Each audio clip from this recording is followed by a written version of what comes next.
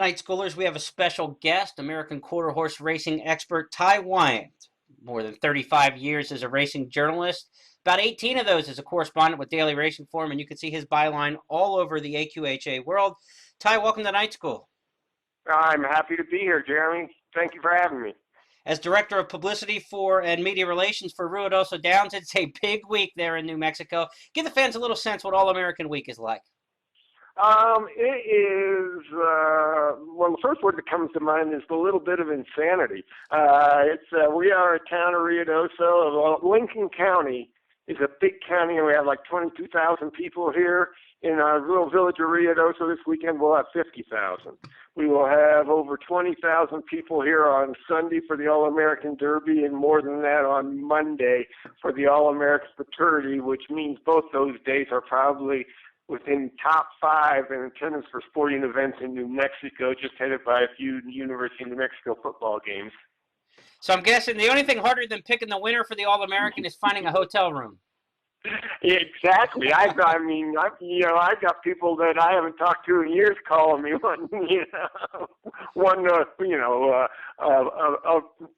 place, a room, tickets and like that. Yeah, it's pretty much impossible. When tickets for individual seats go on sale in April, I always know because when I pull up in the parking lot, there's a line at the ticket window in April when nothing's going on. Hey, we'd like to see that demand. Ty, let's talk a little bit about quarter horse handicapping in general before we get into this weekend's big races. When you're handicapping the quarter horses, give fans a little bit of the approach that you take. I'll tell you what, I look for wagering value number one, and that's just not quarter horse specific. I also look for it in thoroughbreds. I mean, the old deal like make your own morning line or your own line for what a horse is worth and go look for value perspective. I also go by the idea that the goal is to bet a little and win a lot. So I like, dabbling with exotic wagering, more quarter horse specific. And to thoroughbreds too, I look for leading trainers and leading jockeys. I mean, you're picking winners, and they're the people with winners.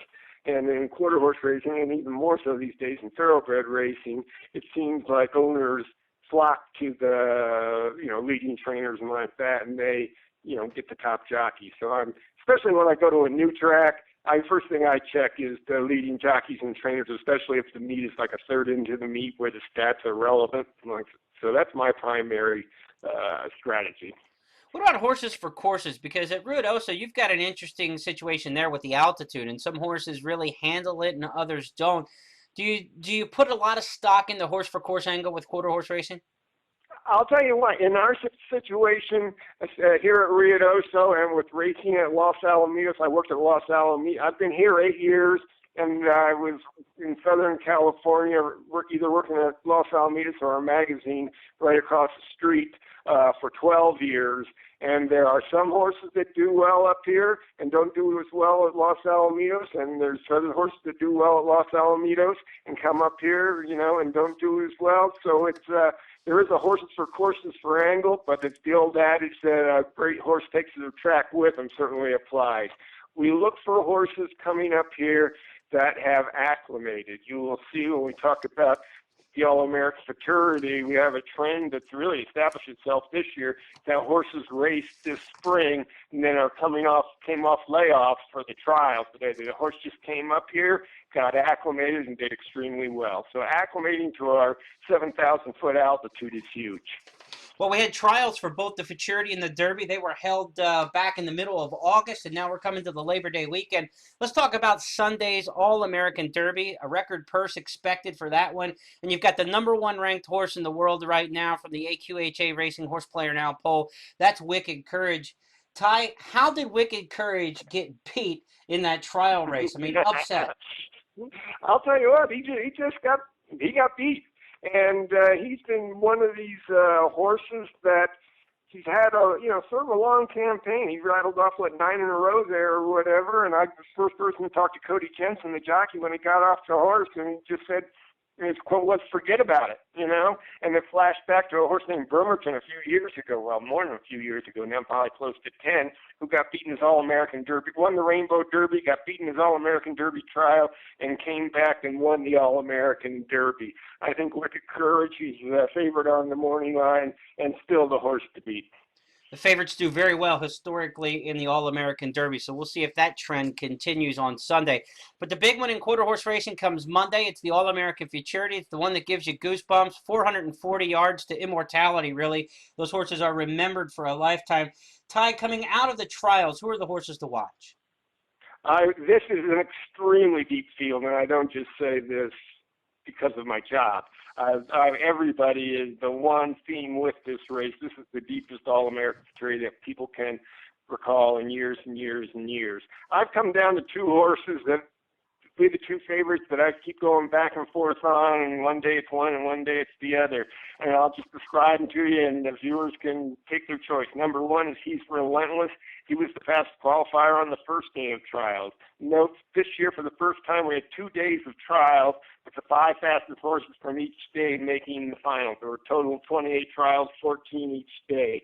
He's Relentless was fastest on the first day, and he was second by a head in the Heritage Place Futurity back on June 1st, then rested to the All-American trials, won by a half length with the fastest time, and he is a big, good-looking, strapping colt. To describe him, when people see the trial, he's like a cat grabbing ground with his front end, you know.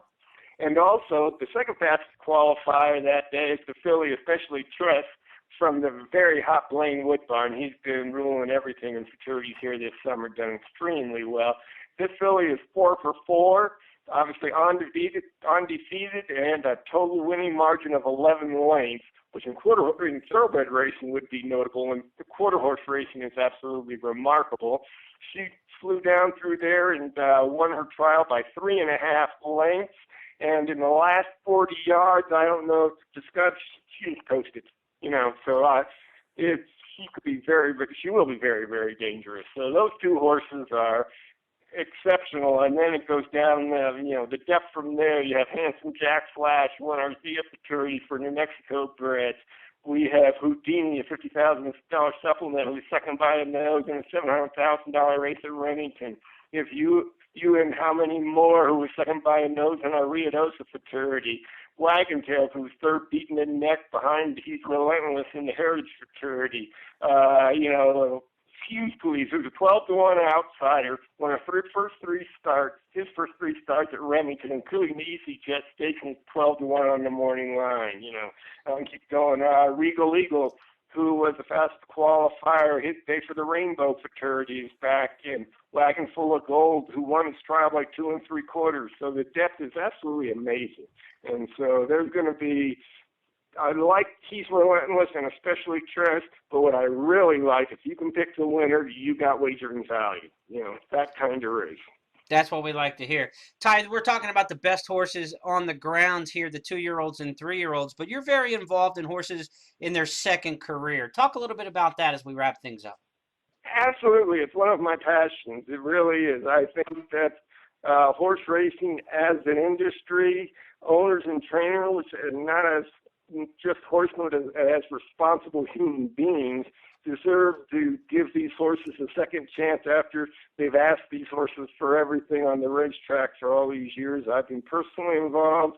The horse I own and ride every day was given to me, raced for Paul Jones. Mr. Hubbard owned him and qualified for the RUIDOSO'S Rainbow Derby, and I've had him like 5 years now. We ride through the mountains and around RUIDOSO here. So I always make the plug for horse people out there, to have experienced horse people. This isn't for rookies, but to always look for an ex-race horse to adopt and make your own and give them a second chance in life.